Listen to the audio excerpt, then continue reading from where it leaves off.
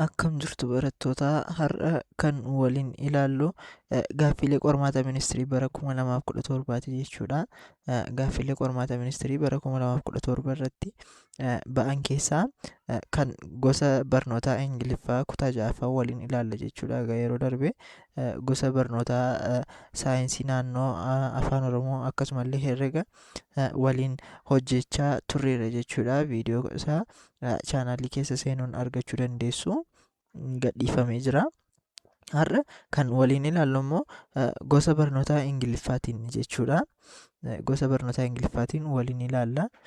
Gaaffiin paartiin jalqabaa giraamariidha.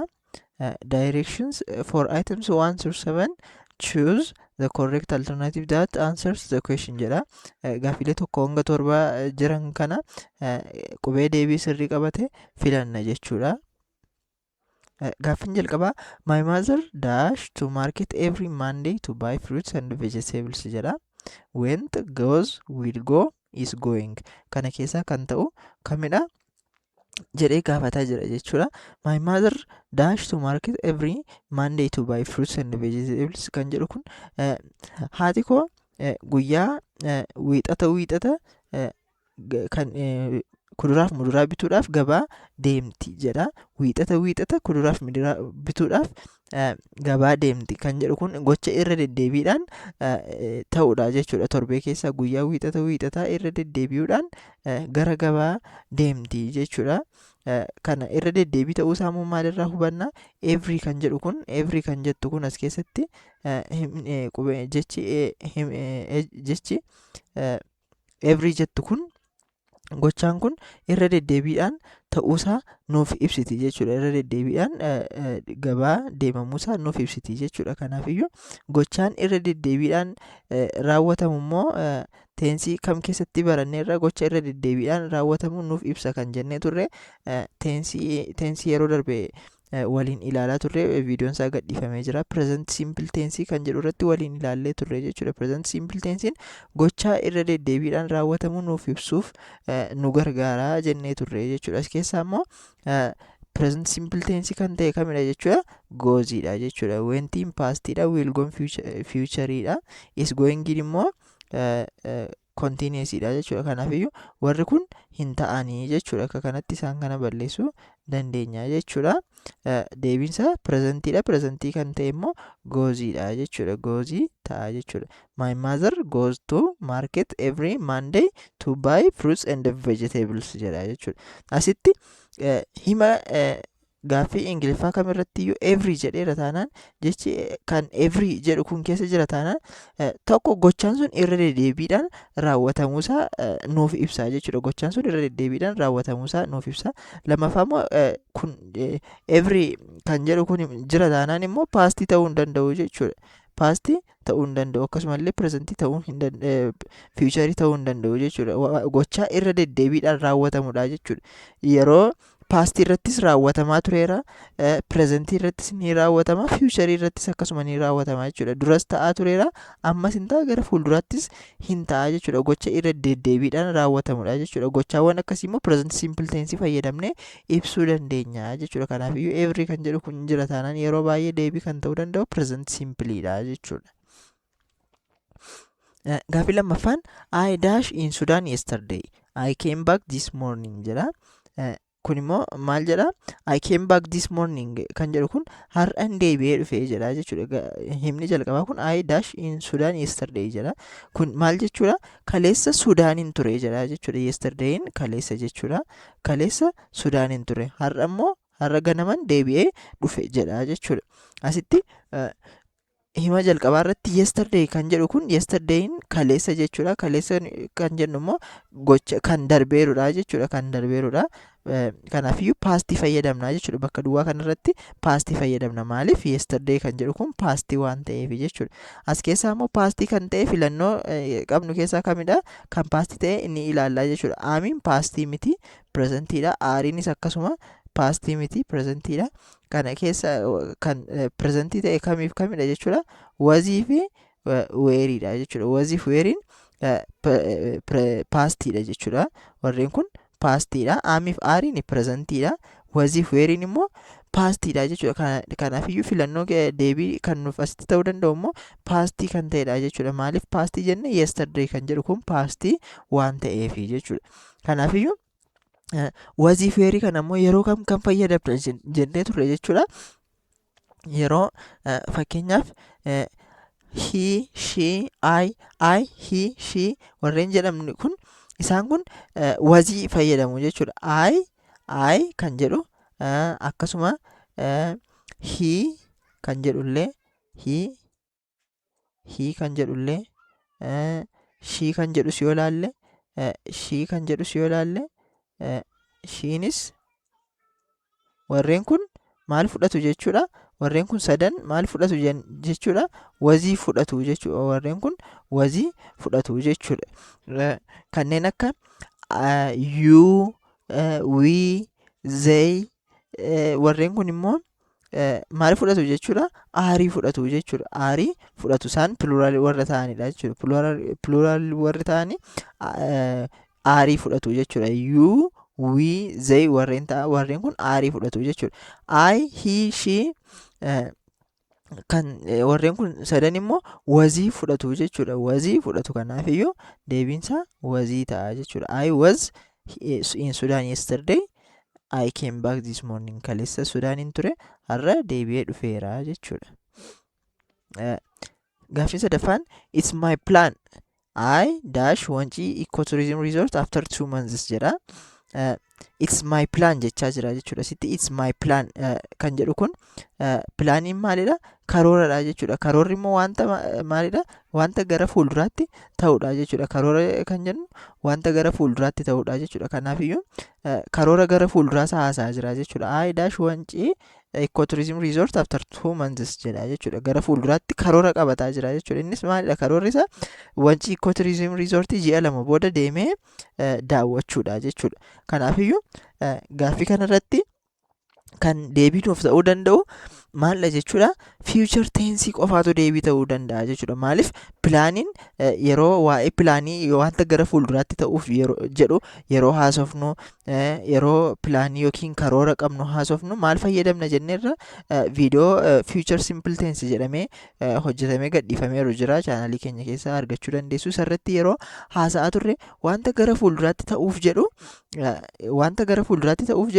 future simple tense fayyadamna jechuudha. Karoora gara fuulduraatti qabnullee haasa'uudhaaf future simple tense fayyadamnee haasofna jechuudha. Sanammoo kanaafiyyuu filannoo filannoo dhiyaatan keessaa immoo fuucharii kan ta'e kamidha jennee ilaalla jechuudha. Fuucharii kan hin taane balleessuu dandeenya jechuudha. Fakkeenyaaf have visited kan jedhu kun fuucharii miti, keessaa baduu danda'a. Past perfectidha. Present perfectidha. Was visiting immoo continuousdha. Kunis ta'uu hin danda'u. Akkasuma visited yoo laalle immoo visitedinis pastidha. Kunis ta'uu hin danda'u jechuudha. Amma it's my plan ishuma jettu kanarratti hundoofne deebii kana deebifachuu dandeenya jechuudha. Will visit ta'a jechuudha deebiinsa. Will visit ta'a jechuudha. Maaliif gara fuulduraatti karoora qabataa jira jechuudha. Karoora ji'a 2 booda wanciidhaan daawwachuuf karoora qabataa jira jechuudha. Karoora immoo kan nuuf ibsu past future simple tense dha jenneerra. Future simple tense kan ta'e immoo will visit jira jechuudha. Kanaaf it's my plan. I will visit Wancii ecotourism resort after 2 months. Kana ta'a jechuudha deebiin. Gaafiin arfaffaan we dash always wash our hands before we eat any food so we stay healthy jedha. Kun immoo dirqama ibsuufidha jechuudha. Wanta dirqama ta'e haasa'aa jira jechuudha. Innis maalidha? Yeroo nyaata nyaachuuf jennu yeroo kamiyyuu harka keenya dursinee dhiqachuu qabna. Maaliif harka keenya dhiqanna? Yeroo hunda nagaa ta'uuf yookiin akka hin dhukkubsanneefi jechuudha. Harka keenya dhiqachuu qabna jedha jechuudha. Innis dirqamadha jechuudha. Harka keenya dhiqachuun nyaata kamiyyuu nyaachuu keenyaan dura harka keenya dhiqachuu qabna jechuudha. Kun immoo dirqamadha jechuudha. Dirqama kana ta'uu danda'u immoo as keessaa maalidha jennee yeroo laallu tokko will, may, can, must jedha. Kana keessaa wiilii yeroo laallu wiiliin wanta gara fuulduraatti ta'uuf jedhudha. Dirqama nuuf ibsuu hin danda'u. Kanaafiyyuu kana keessaa baasuu dandeenya. Mayin immoo probability dha jechuudha. Innis wanta ta'uu yookiin ta'uu dhiisuu danda'u tokko ibsuufdha jechuudha. Innis may gaafa jedhu wantichi ta'uu danda'a yookiin immoo ta'uu dhiisuu danda'a jechuudha. Fakkeenyaaf it may rain yoo jenne bokkaan roobuu danda'a ta'a jechuu keenyadha jechuudha. Innis bokkaan sun roobuu danda'a, roobuu dhiisuus danda'a jechuudha. Wanta beekamaan hin jiru jechuudha. Kanaafiyyuu may kan fayyadamnu probability keessattidha. Kanaafiyyuu kun ta'uu hin danda'u jechuudha. May gaafa jedhu wantichi ta'uu danda'a, ta'uu dhiisuu danda'a kan jedhu, hin ta'a isa jedhu nuuf ibsa jechuudha. Kunis ta'uu hin danda'u jechuudha. Kaaniin yeroo laallu immoo kaaniin akka wanta tokko akka gochuu dandeenyu, fakkeenyaaf I can drive yoo jennu ani konkolaataa, I can drive a car yoo jennu ani konkolaataa oofuu nan danda'a jechuudha. Innis dandeettii nuuf ibsaa jechuudha. Dandeettii nuuf ibsaa, dandeettii gochaa sana raawwachuu danda'uu keenya nuuf ibsa jechuudha. Gochaa sana raawwachuu danda'uu keenya nuuf ibsa jechuudha. Kanaafiyyuu immoo harka dhiqachuu kan jedhu kun nyaata kamiyyuu dursinee harka dhiqachuu kan jedhu kun immoo wanta gochuu dhiisuu dandeenyu tun ta'e wanta dirqama keenya ta'edha jechuudha. Nagaa ta'uudhaaf dirqama yookiin dhukkubsachuu dhiisuudhaaf dirqama harka keenya dhiqachuu qabna jechuudha. Kanaafiyyuu kaanii hin ta'u jechuudha. Mastiin immoo yeroo laallu mastiin wanta dirqama ta'e tokko ittiin haasa'uuf, mast kan jennu kun wanta dirqama ta'e haasa'uuf kan itti fayyadamnu keessaa mastiin isa tokkodha jechuudha. Kanaafiyyuu mastii ta'uu danda'a jechuudha. Kanaafiyyuu deebiinsaa mastiidha jechuudha. Harka keenya dhiqachuun dirqama waan ta'eef dirqama kan nuuf ibsuu danda'u keessaa tokko immoo mastiidha. Kanaafiyyuu we must always wash our hands before we eat any food so we stay healthy. Nyaata kamiyyuu nyaachuu keenyaan dura harka keenya dhiqachuu qabna. Maaliif? Yeroo hunda dhukkubsachuu dhiisuuf yookiin fayyaa ta'uuf jechuudha. Gaaffii shanaffaan I lived in Kenya for 7 years. I dash speak Kiswahili language jedha. Kun immoo Keeniyaa waggaa 7 jiraadheera jedha. Keeniyaa keessa waggaa 7 jiraadheera. I dash speak Kiswahili language jedha. Kanaafiyyuu afaan Kiswahilii haasa'uu nan danda'a jedha jechuudha. Kuni nan danda'a kan jedhu ta'uusaa maalirraa hubanna jechuudha. Afaan haasa'uun dandeettiidha jechuudha. Dandeettiidha afaan haasa'uun. Asitti immoo waggaa 7 Keeniyaa keessa jiraateera waan ta'eef afaan Keeniyaa keessatti haasa'uun keessaa Kiswahiliin isa tokkodha. Afaan Kiswahilii haasa'uu nan danda'a jedhee haasa'aa jira jechuudha. Nan danda'a jedhee haasa'aa jira jechuudha. Dandeettii immoo kan ibsuu danda'u nan danda'a yookiin hin danda'u kan jedhu kan ibsuu danda'u immoo maalidha jechuudha. Kaanidha jechuudha. Kaaniin possibility ibsaa jechuudha. Yookiin wanta tokko nan danda'a jechuun fakkeenyaaf I can drive a car yoo jenne ani konkolaataa oofuu nan danda'a. Dandeettiidha jechuudha. I can speak afaan Oromoo haasa'uu nan danda'a. I can speak Amharic afaan Amaaraa haasa'uu nan danda'a. Yeroo waa'ee speaking haasofnu keessumaa yeroo baay'ee kaanii fayyadamna jechuudha. I can speak Kiswahili kana ta'a jechuudha deebiin sirriini. Filannoo warreen kaan yeroo laallu filannoo warreen kaan will, may, must isaan kun ta'uu hin danda'anii jechuudha.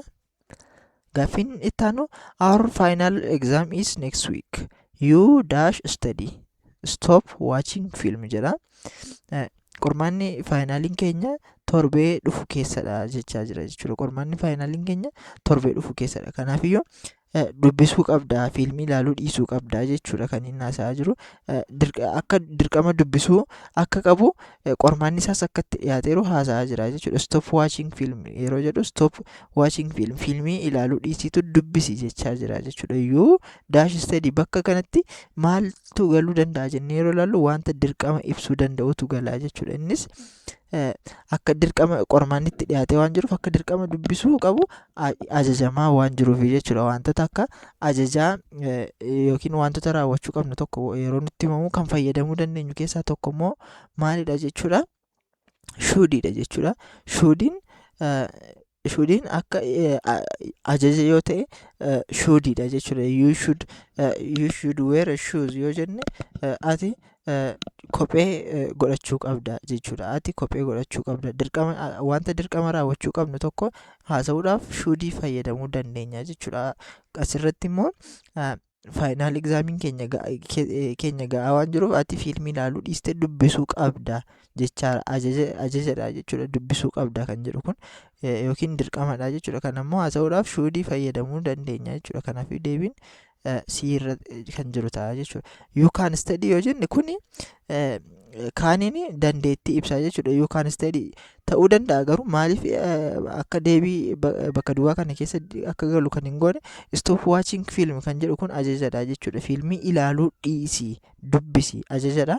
Kanaafiyyuu kaaniin hin ta'u jechuudha. Wiiliin immoo fiichariidha. Inni kan amma haasaa jira malee kan fiicharii haasaa hin jiru. Kanaafii ta'uu hin danda'u. Kudiin illee akkuma kaaniidha. Kunis ta'uu hin danda'u jechuudha. Gaafiin torbaffaan if you heat water at 100 degrees Celsius it dash jedha. Kun immoo dhugaa yeroo hunda jirurraa jechuudha. Conditional tenses jennee warra baranneedha. Conditional tenses keessatti baranneerra. Akkasumallee viidiyoo present simple tense kan jedhu irratti waliin ilaallee turre jechuudha. Viidiyoo present simple tense kan jedhu irraa chaanalii keenyarra seenuun ilaaluu ni dandeessu.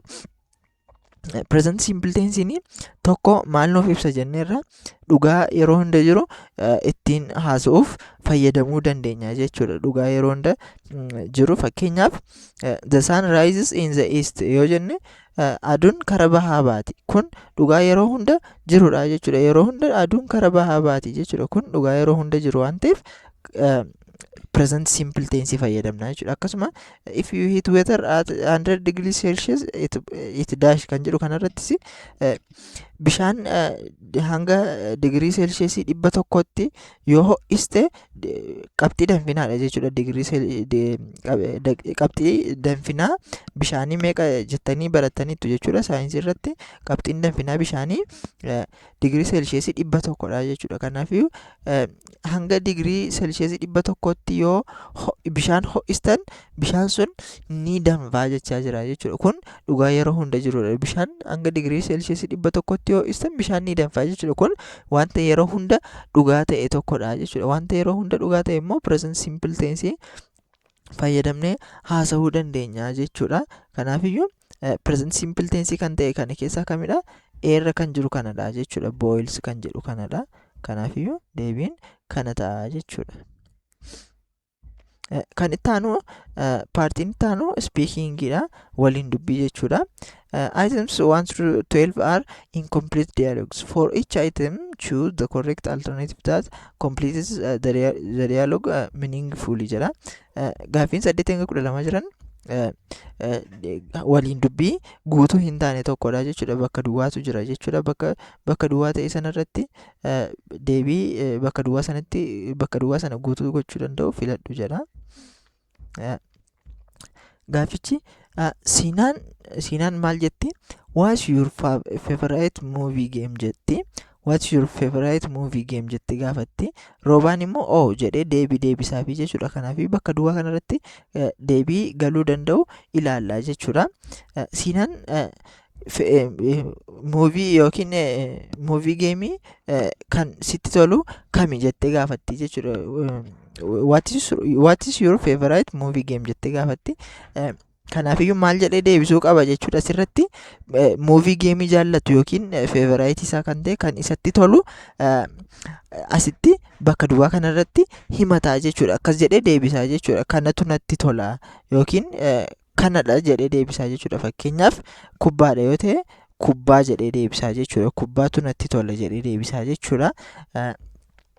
Jalqaba irratti I dislike game jedha. I dislike game kan jedhu kun deebii ta'uu hin danda'u jechuudha. Maaliif yoo jennee ilaallu isheen kan isheen gaafataa jirtu what is your favorite movie game jechaa jirti jechuudha. Muuvii geemii jiran keessaati kamtu sitti tola jettee gaafataa jirti malee geemiin sitti tola moo sitti hin tolu jettee gaafataa hin jirtu jechuudha. Filannoo sitti tolaaf sitti hin tolu jedhu kennaafii jirtu tun ta'een kan favorite kan sitti tolu isa kamdha jettee gaafatte malee sitti tola moo sitti hin tolu jettee waan hin gaafanneef deebii ta'uu hin danda'u jechuudha. it is football kan jedhu kun deebii ta'uu danda'a. Isa kanatti deebinee ilaalla. It's a nice game kan jedhu kana yoo ilaallu asitti kan sitti tolu kamidha jettee gaafatte inni immoo tapha gaariidha jedhee deebisuu hin danda'u jechuudha. Maaliif tapha waan bira isheen kan isheen gaafataa jirtu kamtu sitti tola jettee gaafataa jirtu waan ta'eef kun deebii ta'uu hin danda'u jechuudha. Asitti immoo I play football jedha. I play footballinis deebii ta'uu hin danda'u. Maaliif kubbaa taphattaa jettee gaafataa hin jirtu yookiin immoo tapha kam taphatta jettee gaafataa hin jirtu jechuudha. Kan sitti tolu kamidha jettee gaafatti jechuudha. Kan sitti tolu kamidha yoo jettu immoo kan inni taphatus ta'uu danda'a, kan inni taphachuu hin dandeenyes ta'uu danda'a. Garuu immoo kan itti toludha gaafataa jirti jechuudha. Taphatee beekus ta'uu danda'a, garuu kan itti tolu gaafataa jirti jechuudha. Kanaafiyyuu deebiin maal ta'a jechuudha? It is football kan jedhu kana ta'a jechuudha. Maaliif muuvii geemii jiran keessaa kamtu sitti tola jettee yeroo gaafattu kubbaadha jedhee deebisee jechuudha. It is football jedhee deebisee. Kanaafiyyuu kun sirrii ta'uu danda'a jechuudha. Kan itti aanu fayyineen maal jetti? Hello, can I speak to Taliilee jetti. Taliileen immoo maal jetti? Bakka duwwaa irratti waan ta'e jettetti who is calling jette gaafatti jechuudha. Fayyineen immoo deebiste it's me fayyinee jette deebiste. Kanaafiyyuu deebii kan ta'uu danda'u bakka duwwaa kana keessa kan galuu danda'u kamidha? Hello fayyinee jette gaafatti. Hello fayyinee jette kaate who is calling jettu namni tokko isinitti bilbilee isinitti haasa'aa jira taanaan fakkeenyaaf fayyineetu isinitti haasa'aa jira yoo ta'e hello fayyinee eenyudha ati jettee hin gaafattu jechuudha. Hello fayyinee jettee eenyudha ati hin jettu jechuudha. Kanaafiyyuu kun deebii ta'uu hin danda'u. Maqaa ishee beekti taanaan irra deebitee who is calling jechuun hin barbaachisu jechuudha. Who are you kan jedhu kunis ta'uu hin danda'u jechuudha. Who are you? Who is calling hin jedhamu jechuudha.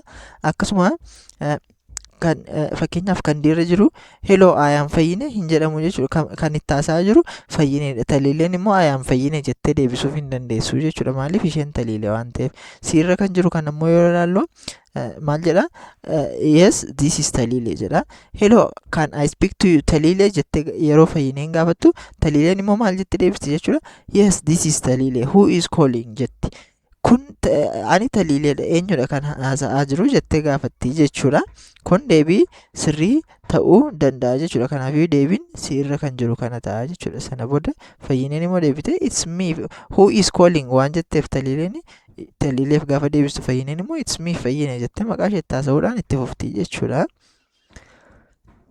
Gaafiin itti aanu simboodha. What's your idea about our classroom jettee gaafatti simbooni. Feexoon immoo maal jettee deebistiif jechuudha. Bakka duwwaa filannoo kana keessaa filannaa jechuudha. What's your idea about our classroom? Waa'ee classroomii keenya irratti yookiin kutaa barnootaa keenya irratti yaada akkamii qabdaa jettee gaafataa jirti jechuudha. Yaada akkamii qabdaa jettee gaafataa jirti. Arra kan jiru yoo ilaallu clean classrooms are nice places for learning jedha. Clean classrooms are nice places for learning jedha.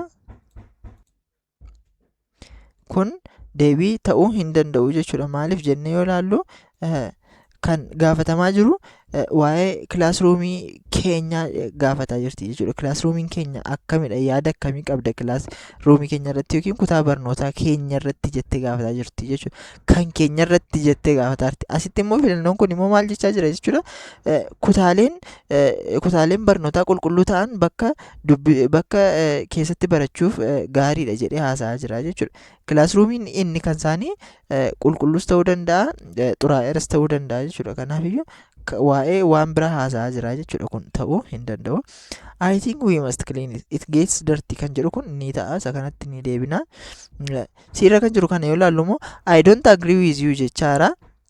Asitti kun maaliif ta'uu hin danda'u jennee yoo ilaallu I don't agree with you kan inni jedhu asitti what is your idea about our classroom jettee waa'ee classroomii isaanii irratti gaaffii kaasaa jirti, yaada gaafataa jirti jechuudha. Yaada nama yaada sin gaafataa jiru tokkoon immoo yaada kee hojii waliin galu jennee deebisuu hin dandeenyu jechuudha. Maaliif yaada gaafatamaa jira. Amma fakkeenyaaf utuu yaada tokko haasa'eennaan yaada koo falmuu barbaadanii I don't agree jettanii yaada kee kana hojii waliin galu jechuu dandeessu jechuudha. Garuu immoo yaada akkamii qabda jedhee yeroon sin gaafadhu immoo yaada qabdan haasoftu malee yaada kee wajjin waliin galu jedhamee hin deebifamu jechuudha. Kanaafiyyuu kun deebiin ta'u it is in the school kan jedhu kunis ta'uu hin danda'u jechuudha. Bakka gaafatame miti where is our classroom utuu ta'e it is in the school jedhamee deebifamuu danda'a. Garuu yaada waa'ee classroom isaanii irratti gaafatamaa jira jechuudha. Innis yaada gaafatamaa jiru kan deebii ta'uu danda'u immoo biirra kan jiru I think we must clean it is gets dusty kan jedhu kanadha jechuudha. Qulqulleessuu qabna hin xuraa'aa waan ta'eef qulqulleessuu qabna kan jedhu kun deebii ta'uu danda'a jechuudha. Gaaffiin 11ffaan lammiin waan ta'e jedha. Jaallanneen immoo maal jettee jalqabdi? In my opinion we should use mobile at school. We should not use mobile at school. It cheats our time and attention jedha jechuudha. Asitti in my opinion jettee jalqabdi. Maalidha? Bilbila akka yaada kootti bilbila mana barumsaa keessatti fayyadamuu hin qabnu. Maaliif yeroo keenya waan yaada keenya fi yeroo keenya waan gubuuf bilbila fayyadamuu hin qabnu jettee haasofti jechuudha. Akka yaada kootti jettee jalqabde sitti. Kanaafiyyuu maal gaafate jechuudha. Lammiin akkasuma yeroo tilmaamnu kan inni gaafataa jiru yaadadha jechuudha. Yaada gaafataa jira jechuudha. Kana kan ta'uu danda'u immoo filannoo keessaa ilaallaa jechuudha. Do you use mobile phone at school jedha. Bilbila mana barumsaa keessatti hin fayyadamtaa jedhee gaafata. Kana yes or no jennee deebisuu dandeenya malee akka kanatti akka yaada kootti jennee hin deebisnu jechuudha. Kanaafiyyuu kun deebii ta'uu hin danda'u. Kan biirra jiru why do you want to use mobile at school jedha. Kunis ta'uu hin danda'u. Akka bilbila fayyadamuu otoo asitti jalqaba jaallanneen bilbila fayyadamuun barbaada jetteeti inni immoo maaliif fayyadamuu barbaada jedhee gaafatuu danda'a jechuudha. Garuu jaallanneen bilbila fayyadamuutu hin ta'in fayyadamuu hin qabnu jettee akka yaada isheetti mormaa jirti jechuudha. Bilbilli mana barumsaa keessatti eeyyamamuu hin qabu jettee haasa'aa jirti jechuudha. Kanaafii ta'uu hin danda'u jechuudha.